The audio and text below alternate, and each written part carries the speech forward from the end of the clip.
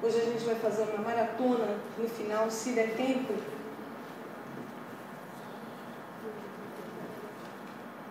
Que é um tema bem interessante de nós vermos, de nós sabermos.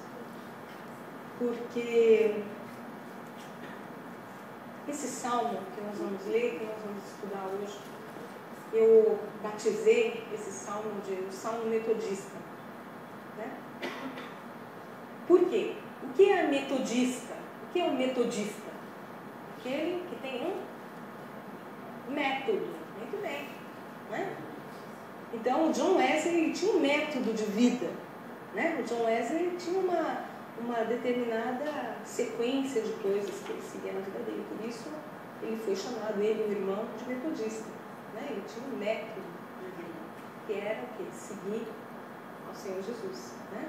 Algumas coisas, disciplina de vida. E esse salmo eu gosto muito dele porque, como cientista, né, a gente também no laboratório, lá a gente trabalha com metodologia. Né? Então tem os métodos que nós devemos seguir, os protocolos que nós devemos seguir para fazer um experimento bem feito.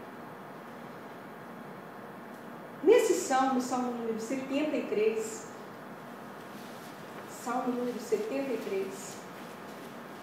o salmista ele vai tratar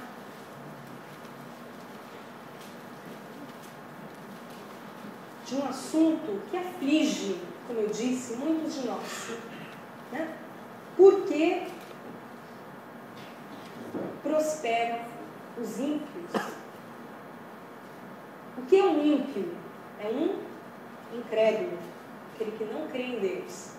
Tá? Então, para a gente definir aí, né? O ímpio é aquele que não crê em Deus, é um incrédulo.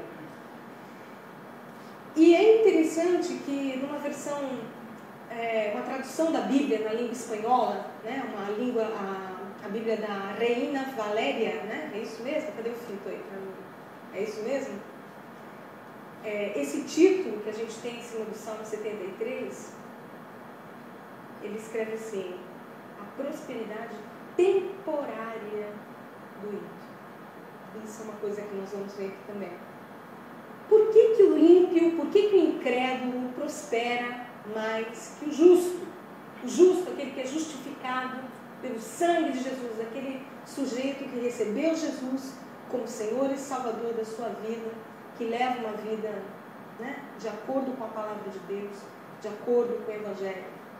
Quantos de vocês já não caminharam lá na beira do Lago de Genebra e viram aquele cara, né, todo boyzinho, aquela menina com aquele lencinho na cabeça, né, branco de bolinha preta, aquele óculos desse tamanho, numa Ferrari vermelha?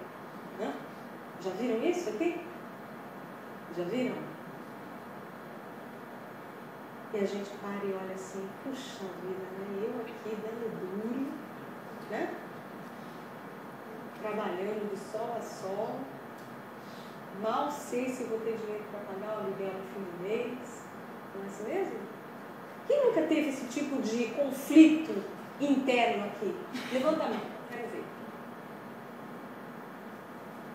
Graças a Deus. A gente tem que aprender com esses irmãos, porque eu já tive. E a maioria aqui também. Então, para esses irmãos, a segunda parte da pregação vai ser boa. Primeira parte a gente vai discutir algumas coisas, então, aqui.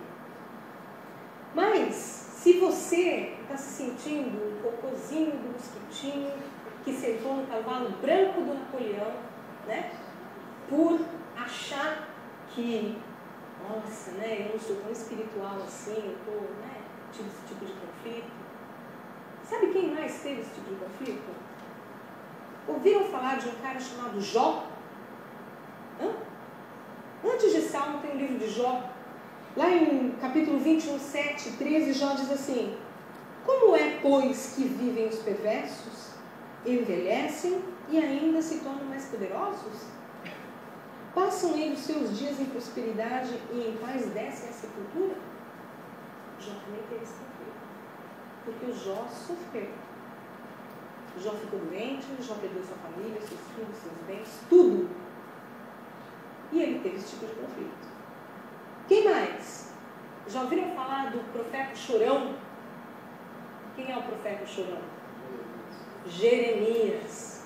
Jeremias, no capítulo 12, versículo 1, ele diz assim: justo és, ó Senhor, quando entro contigo no pleito, contudo, falarei contigo dos teus juízos, porque prospera o caminho dos perversos e vivem em paz todos que procedem perfidamente. O jogo de Jeremias também fala. E aí, Senhor, por que esse povo está numa boa e eu estou sofrendo? Quem mais? Já ouviram falar de Abacuque? O profeta Abacuque também, o profeta menor, Abacuque 1:13, ele diz assim: tu és tão puro de olhos que não podes ver o mal e a opressão, não podes contemplar. Por que, pois, toleras os que procedem perfidamente e te calas quando o perverso devora aquele que é mais justo do que ele? Conflito. Essas pessoas estavam em conflito da alma, perguntando: Deus, por que é que eu estou sofrendo desse jeito e aquele fulano lá, que é incrédulo, que é ímpio, está vivendo bem? A passagem mais notável dessas questões, desses questionamentos internos, é o Salmo 73. E o Salmo 73, eu peço que a gente fique em pé. Vamos fazer a leitura responsiva desse salmo.